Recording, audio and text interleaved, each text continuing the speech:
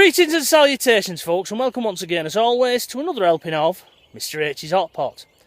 You join me today for day 20 of the UK lockdown, where I'm currently out and about taking my daily exercise. Mr H likes to take his daily exercise first thing in the morning. Reason being, there's not many people around, and as everybody knows, the whole purpose of what I'm trying to do is to keep away from as many people as possible. So I always come out first thing in the morning. It's currently about 7 o'clock as I'm making this video. Sun's just starting to come through, but it's still a bit chilly. That's why I've got a jacket on this morning. Past couple of vlogs, I've just been walking around in a t-shirt and I've felt it a little bit. So I thought today I won't fall for that. I'll put a jacket on instead. And just to give you some indication of how cold it is. I don't know if you could see my breath there against the sunshine in the background, but I can see my breath this morning. No doubt as I get so far around, I wish I hadn't put this jacket on, but for now, I'm feeling the benefit of my jacket, as we say up north. So folks, how are we all doing? Hope you're well, and I hope you're in good spirits as always. So day 20, what does day 20 bring? Well, it brings Easter Sunday, doesn't it? And it's certainly going to be the quietest Easter Sunday on record, just as Mothering Sunday, that's been and gone, was probably the quietest one on record as well. Now, traditionally, many people would be taking their offspring today up to the grandparents to go and see them and have a fuss made of them. Or maybe you're one of those that you would have booked into one of these larger pub chain restaurants and gone for a meal with your own parents. So you've got your kids, yourselves and grandparents all around one big table. And we can't do that, can we? You know, we've just got to ride this thing out. And I bet you that a lot of pubs are starting to feel the pinch, because this is the second big event that's been and gone where they would have made a lot of money that they've had to have the doors closed, isn't it? And it does make you wonder how many of these pubs will reopen at the end of this. I mean, they'll probably reopen, but for how long, the smaller ones, because it's my own personal opinion that a lot of them got hit with the smoking ban when they made it that way, as they told people, you can't smoke in pubs and public areas. That a lot of pubs, they spent a lot of money to having the places done up and there, and then they just found that people dropped off, didn't they?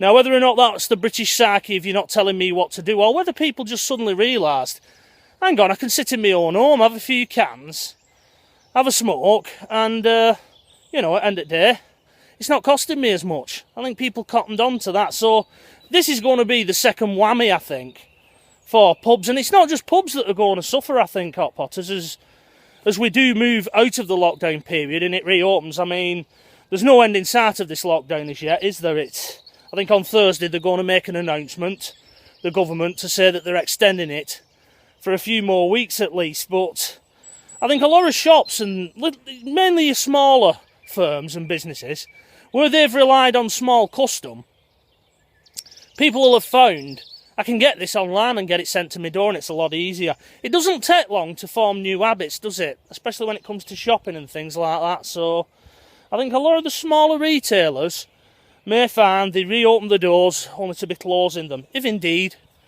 any of them reopen at all. It's a sad time, really, especially for small independent companies. Now, speaking of which, I think a lot of small corner shops have probably seen a resurgence in people going into them. They're probably the ones that will buck that trend. Because I don't know about you, Hot Potters, but because we've got this whole social distancing thing, when you go to a supermarket, you see them all snaking around the car park, 2 metres apart, waiting with the trolleys to go in. If you just want a bottle of milk or a loaf of bread or just 1 or 2 items, I've got to the stage now of saying, sod it, let's just go to the corner shop. All right, you're paying a couple of pence more, but what price do you put on your time standing there waiting? And it also allows somebody to have your place and go in the store who's after a big shop. There's that side of it as well. So I think the corner shops have probably seen more people going into them. I don't know about that. But on the subject of the lockdown period being extended, once again, Hot Potters, I was rather annoyed to read how the media have portrayed this. As I've said, I go online to get my news stories. I don't You know, I don't go buy newspapers or watch television, or, as Michael Marsh asked me, what about radio? I don't listen to that either. I'm more of an outdoorsy person, if I'm honest. And the way they've portrayed it, you know, lockdown period to continue for indefinite, to last up to 18 months, until a vaccine is found. No, that's not what they've said at all. What they've said is that some of the measures that they've put in place during this lockdown, such as social distancing, such as in a supermarket, those may continue until a vaccine is found. Now, it brings you on to a very interesting question regarding vaccines.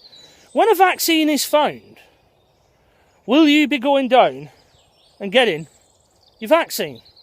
You know, be vaccinated against it, so you can sort of say, right, well, I've had it, just like I was, you know, immunised against, you know, various childhood ailments, such as chicken pox, etc., etc., and then I can forget about it. I don't have to worry about it, you know.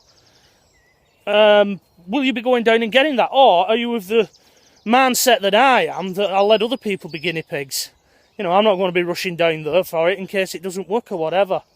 You know, I'll see how it pans out. First, are you going to be doing that? Because I can see a lot of countries, when all this is over with, asking people, you know, on your declarations, your visas and that, have you been immunised against it? And they're probably, some of them, I can see America being one of them, refusing people entry into the country if they've not had it. And a lot of people are going to say that that's wrong, you shouldn't do that. And what people forget is, if you're going to go and play in somebody else's back garden, you've got to abide by the rules. I mean, as many of you know, I like going to America. You know, me and Mrs H, we enjoy Orlando. But it never sat right with me that when I turned up, you know, at the passport control, back in the day, they used to take your photograph. I don't know if they still do that or not now. They didn't the last time I was there, but the infrastructure's still there to take your photograph and a biometric scan of your fingerprints.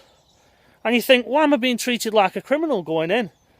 Well, you can't kick off, can you? Because they'll just turn around and say, well, if you're not happy, get back on plane and go and fly 8 hours and go home.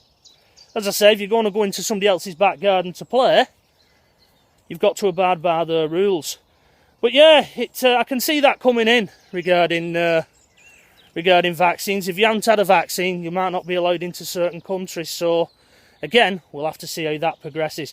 This whole thing is going to change our way of life and the way we've been doing things. It's going to change it moving forward, isn't it? It's going to bring a lot of things in that we won't agree with. But some of them we'll just have to weigh up and trade off. Do we want to go, for example, to America? Therefore, we may have to have a vaccine that we probably don't want. And the next question, I think the government have been asking for volunteers, haven't they? Asking people for these clinical trials. Now, I don't know about you, Hot Potters, but that's something I would never consider doing. And I've never known anybody, really, who's done that. There's only one person I know. I used to work in a care home many years ago as an handyman, up in a place called Rufford, which is pretty close to Busker and Ormskirk, for anybody who doesn't know where that is, close to Merseyside. And the manageress's son, he used to come in and she used to do a bit of cash in hand for him, you know, because it was a son, have him doing odd jobs and supposedly helping me out. We basically sat there smoking on an upturned bucket while Mr H did the work. But sorry, Jeanette, if you're watching this, he did. And we got talking one day, and that's what he used to do to make some extra money. He used to go in for these clinical trials and test out various drugs, you know, when they got to the human stage. Don't know about you, Hot Potters, he was a braver man than me. I certainly wouldn't be doing that, you know. But there's another question. Would you be willing, you know, the better of mankind, to go and volunteer for these trials when they come out? I know I certainly wouldn't. Anyway, folks, on that note, I'll leave you pondering that. We're coming up to the old magic 10-minute mark, as always. So it's now time for me to once again shuffle off, and I'll return on day 21, which will be the last day of this initial lockdown period, won't it? One or two of you, just before I go, have been asking, will these vlogs continue?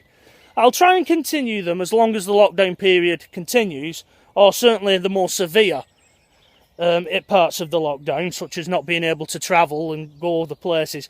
But once I can start getting out and going to other places again, then these vlogs will end and I'll get back to my normal shtick. But I will continue as long as I can, and as long as I've got something I feel I can add and people are watching. Once the views and that start dropping, then obviously people have got sick of them and it'll be time to wrap up, whether the lockdown period has ended or not.